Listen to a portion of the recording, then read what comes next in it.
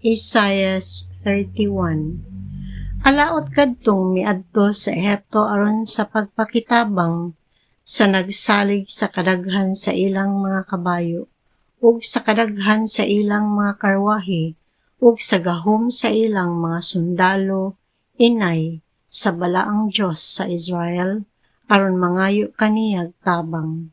Maalamon ang Dios ug may gahom sa pagpahamtang og katalagman ug dili gayud mubakwi sa iyang gisulti.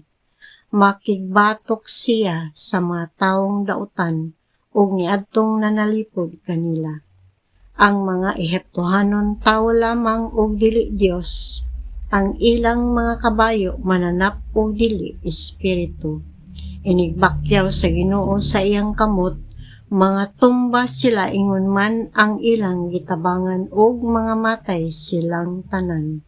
Nag-ingon ang Ginoo kanako, sama sa leyon nga nagngulog kun makatukob, ug dili mahadlok sa singgit ug kabanha sa mga magbalantay sa karnero, nga magpanon sa pagdasdas kaniya, walay makapugong kanako sa pagpanalipod sa bukid sa Sion, kay ako mao ang Ginoo nga labing gamhanan, ug sama sa langgam nga nanalipod sa iyang mga piso, ako ang Ginoo nga labing gamhanan, manalipod sa Jerusalem aron pagluwas niini.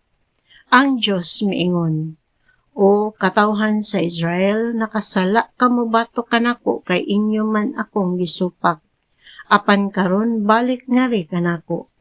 Niadto unyang adlaw, isalikway ninyong tanan ang inyong mga Diyos nga plata ug bulawan nga inyong gibuhat tungod sa inyong pagkamasupilon.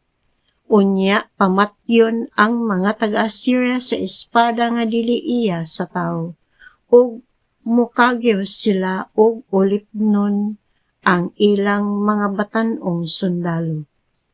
Tungod sa kalisang mudagan ang ilang hari o biyaan sa mga opisyal, ang ilang bandila sa gubat.